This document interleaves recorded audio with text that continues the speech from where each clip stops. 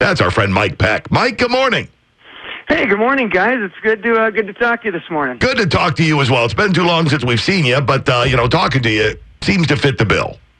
Yeah, well, it's definitely an unusual circumstance, but I guess if there's one thing I've learned about, sports over the years is, you come to expect the unexpected, but it never ceases to surprise you when something like this happens. I mean, this is definitely a little bit of a shock, but, again, I guess you should expect the unexpected. So speaking of shock and surprises, so scale of 1 to 10, 3:30 rolls around, you see that notice out. How shocked were you that the Blackhawks had released John McDonough? I would probably say a 9. Okay. A 9. I mean, it would, when I think of John McDonough, I think about, obviously the Blackhawks were ranked the worst Major League sports franchise back in 2006. Out of any Major League franchise in North America, the Blackhawks were dead last. 122, I think. Was the rank. Yeah. Didn't know that. And I don't know what the difference between last and dead. So they were dead in the water, right? I mean, they were just not good. Well, John McDonough gets recruited by Rocky Wirtz from the Cubs, and he comes in November after Bill Wirtz dies in 2007, and almost immediately turns that franchise around. And I don't know, Joe, you probably have the number in front of you, but what was the sellout streak? It was over 350 straight games, right? Yeah, I don't have, but it is in that ballpark there, 350. I mean, think about that. They sold out 350 straight games when they were drawing on average about 14,000 people per game in that 21,000-seat arena. So, you talk about the wins, which obviously a lot of that is through the hockey operations and Stan Bowman, but just the overall trajectory of the franchise was pointed by John McDonough. And, obviously who knows what happened behind closed doors, what type of disagreement or, differences of opinion there was in the future of the organization. I think that's a conversation probably for a different day, but just to reflect on what John McDonough did, quite extraordinary with the Blackhawks. And obviously a lot of things have to fall into place. Getting a winning franchise, getting some superstars in Patrick Kane and Jonathan Taves and Duncan Keith and all these guys, the list goes on and on, Marian Hossa, things lined up for sure. What happens if the Hawks don't win any Stanley Cups during that stretch? Who knows? But the fact is, it all came together, and John was the guy that really help make it happen.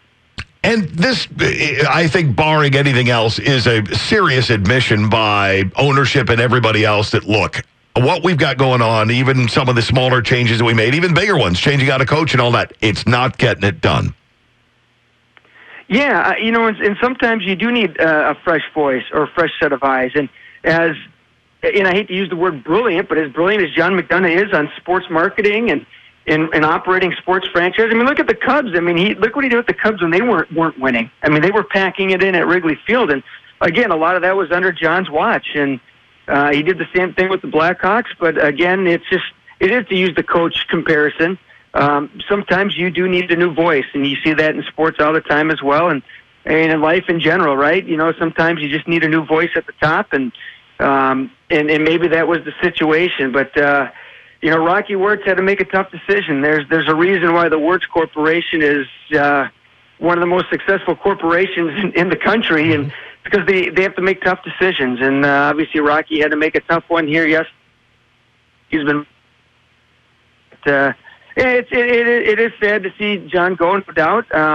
But again, to move a franchise forward, sometimes these moves are necessary. Hey, Mike, I gave you a homework project last night when we were texting, and I kind of wanted you to walk us through what's been happening with the soap opera-like saga of the Blackhawks since 2015 was the last title, right? Since 2015, and what happened today. I know we've brought some different people into the front office. We've let some people go in the front office. Some big player trades and moves have and have not been made. What were some of the big dominoes leading up to this? Honestly, I think the biggest factor in all this is the fact that the Blackhawks continue to pay for a dynasty. And the players that they had to pay have a lot of miles on them and got pretty darn quick. probably a little quicker than what was expected.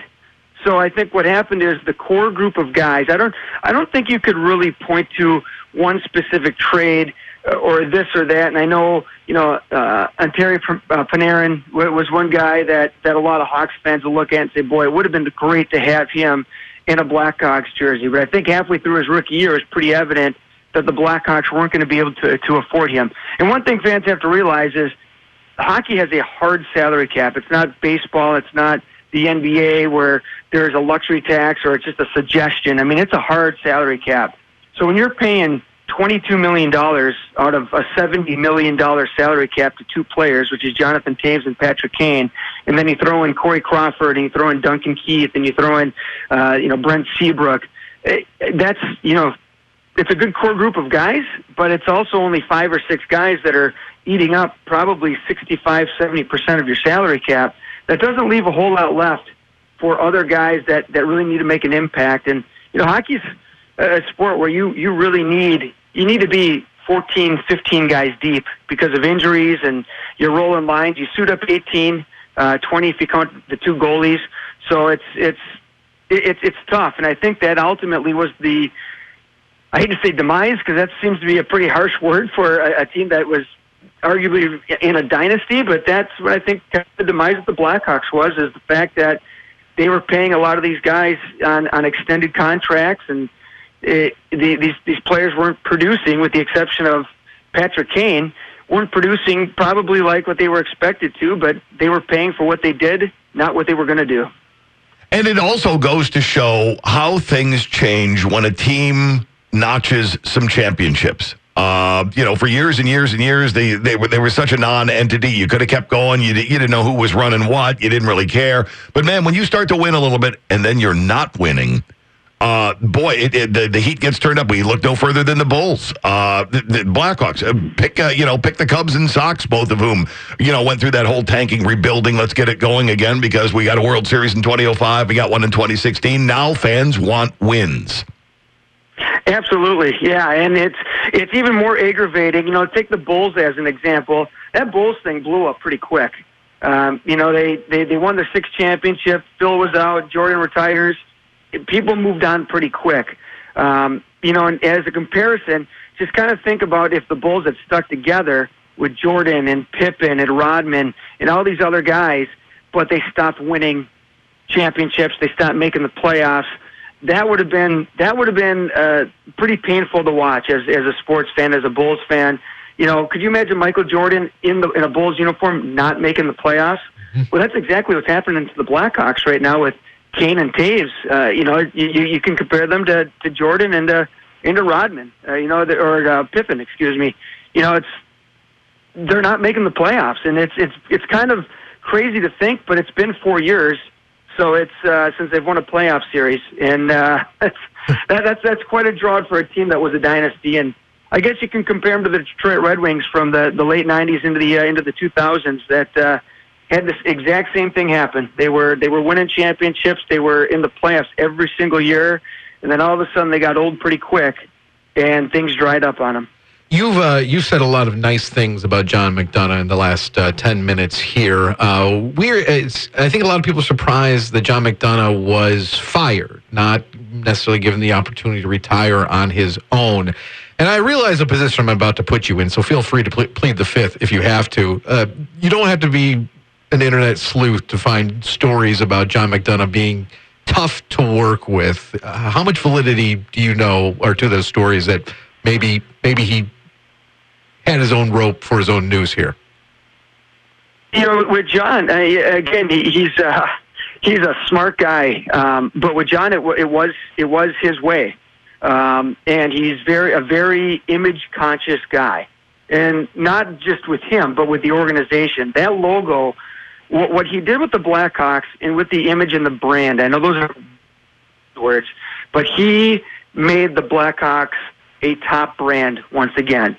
And he did it because of the way that he protected that logo, and what he knew what that logo meant to so many people. Even when the Blackhawks were in the absolute doldrums, you would still see Blackhawks jerseys out there. People may not have known who was on the team or cared who was on the team or cared that the season was going or whatever, but they still love that logo. They love what that logo was, the history, but there was just no substance to it. John brought some substance to it, and he was very steadfast on that.